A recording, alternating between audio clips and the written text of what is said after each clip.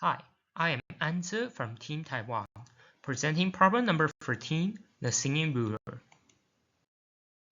When a ruler is clamped at one end and struck, it oscillates and emits a characteristic sound. We believe the key questions include the mechanism of the vibration and sound, and the characteristic of the sound, also the influence of the relevant parameters, which include the ruler's geometry and the striking force. Here is an overview of my presentation, and let us begin with the setup and observations. We use a clamp to fix the ruler on one end, and the pendulum ball as a striking mechanism. We investigated various rulers with different width and thickness. For the data analysis procedure, we plotted a waveform and calculated the short-time Fourier transform, and through obtaining a time slice, we can get the STFT graphs to calculate the peaks of the sound. This is an analysis of our observation. We take the discrete Fourier transform of the tip's Y movement, and we observe that the peak matches the audio's fundamental peak. Comparing the differences between the ruler vibration and the sound, we can find that the sound has a much smaller energy magnitude, with only 10 to the minus 6 to 7 Hz. So this means even small peaks in the ruler's vibration can be magnified into large peaks in the sound, as we can see in the STFT graphs. So more broadly, this means that the sound actually magnifies the vibration's information. So next, let's move on to the phenomenon explanations. When a ball strikes the ruler, its momentum is transferred into the force on the ruler.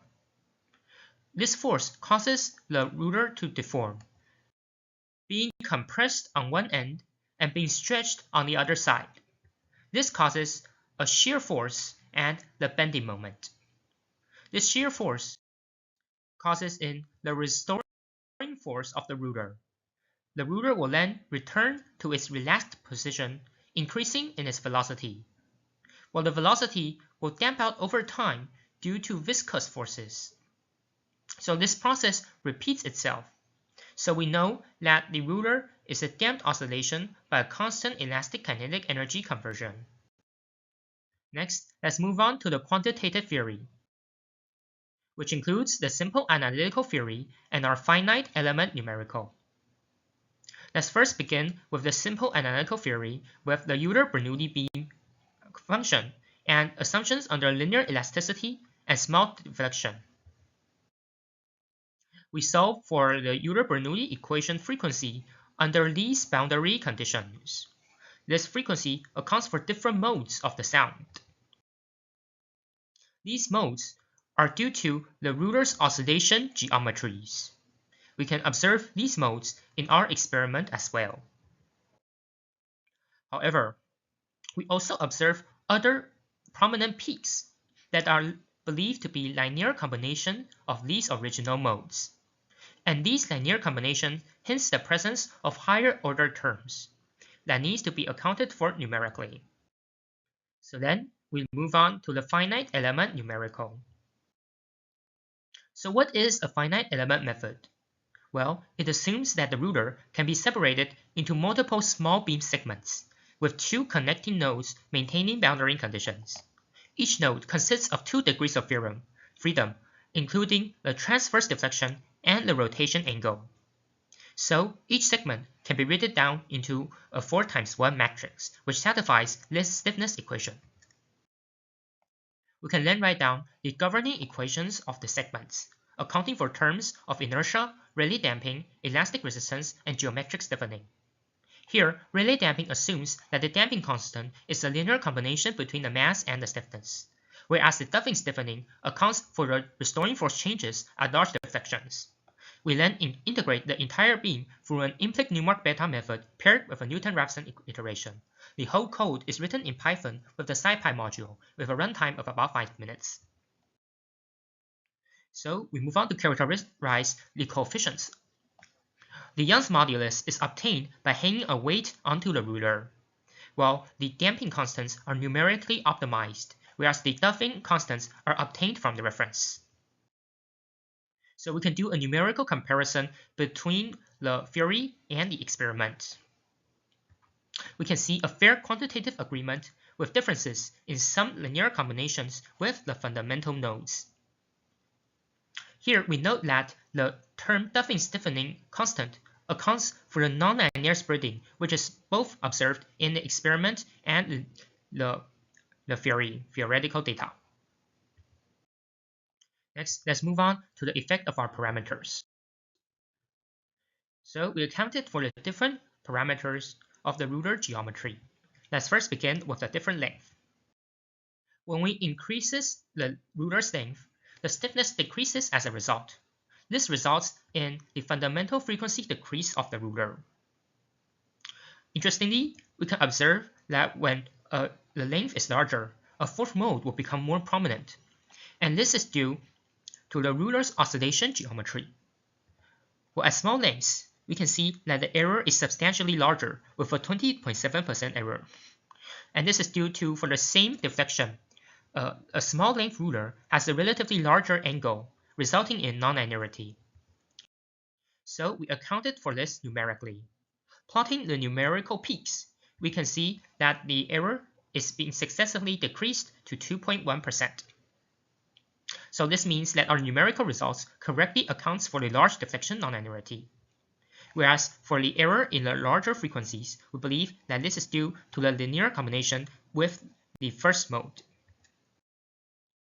Next, let's move on to the effect of the thickness. When we increase the thickness, the stiffness increases proportionally. So this results in the fundamental frequency increase, which matches the simple analytical relation. Here, the ratio between the different modes also matches the Euler-Bernoulli beam constants. Next, let's discuss the effect of the width.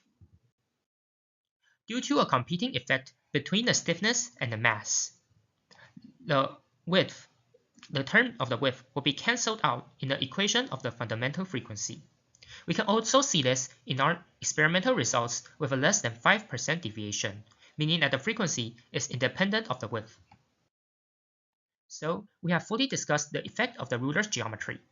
But you might be wondering, how does the striking force influence the phenomenon? Well, we will discuss this in our further insights.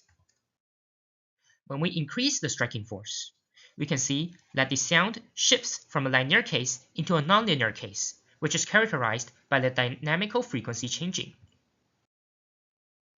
We believe this is caused by the stiffening effect of the material.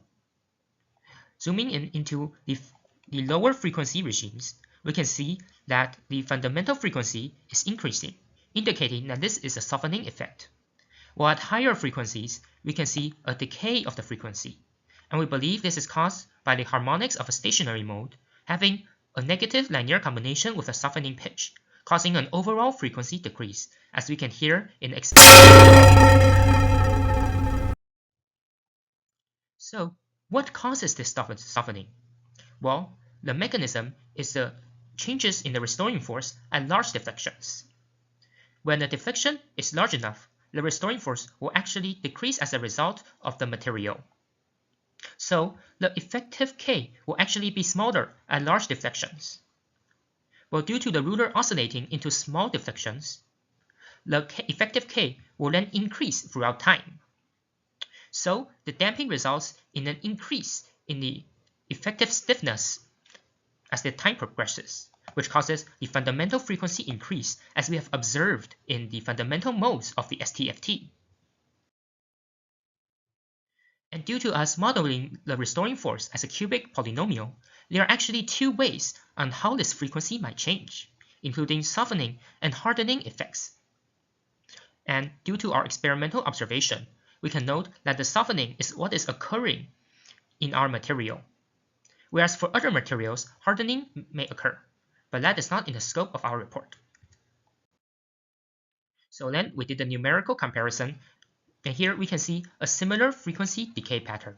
And we can also hear that the sound between the experiment and the sound predicted by the theory are actually quite similar.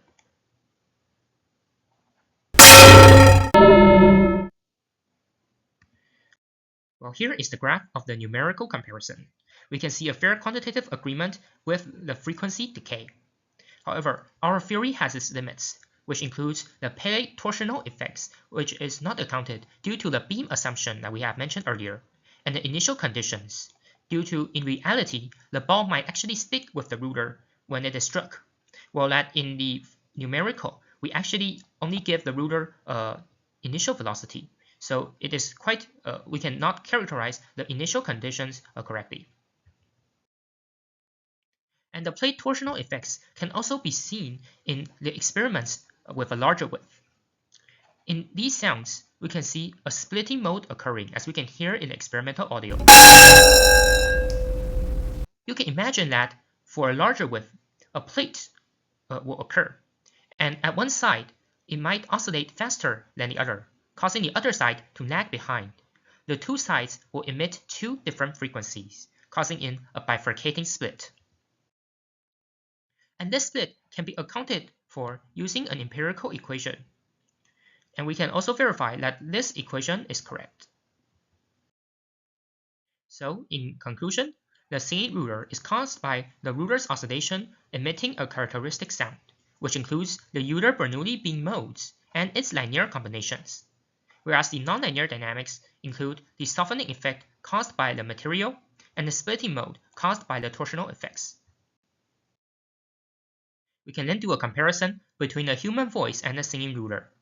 When we normally sing a sound like la, we can know that this sound is much more amusing to hear because of the integer multiple modes, which are the harmonic peaks. However, in the singing ruler, there are non-integer multiples caused by the Euler-Bernoulli beam constants, so this makes it a bad instrument to hear, and is perhaps better used as an alarm clock. In summary, the oscillation ruler is caused by the compression and stretching, and the differences between energy causes a peak amplification to occur, whereas model frequencies exist due to the oscillation geometry, and the linear combinations present with the model frequencies are caused by the nonlinear terms. We then investigated the relevant parameters and its influence on the sound produced. The further insights include the softening frequency decay and a splitting mode. And that sums up my presentation, and thank you for listening.